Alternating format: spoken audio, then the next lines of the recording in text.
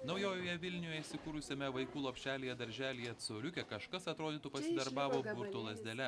Prieš pusę amžiaus statytame name iki šiol viskas atrodė štai taip. Ir tik po šios vasaros vaikai gali sugrįžti į atnaujintas modernias patalpas.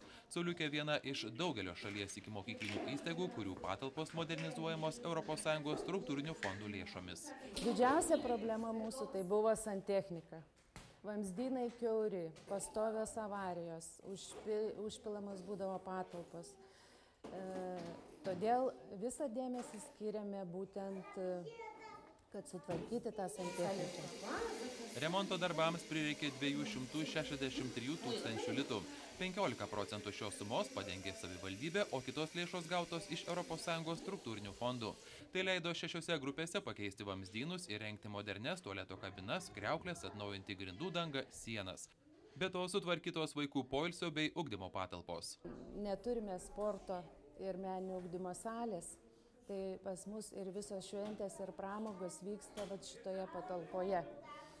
Ir toje pačioje patalpoje vaikučiai turėdavo miegoti.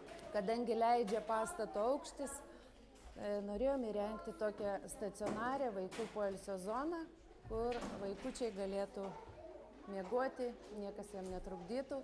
Ir tuo pačiu atsidarė erdvė vaikų ugdymui, lavinimui, žaidimams.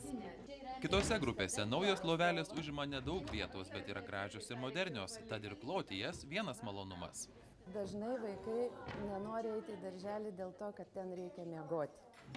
Tai padarius šitą rekonstrukciją, vaikai miegoti labai nori.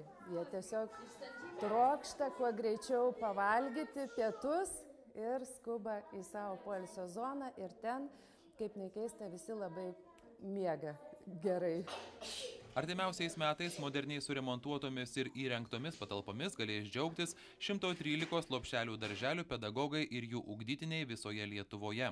Dėl beveik pusės ugdymo įstaigų renovavimo sutartys jau pasirašytos. Iš ES struktūrinių fondų šiam tikslui iš viso bus skirti 74 milijonai litų.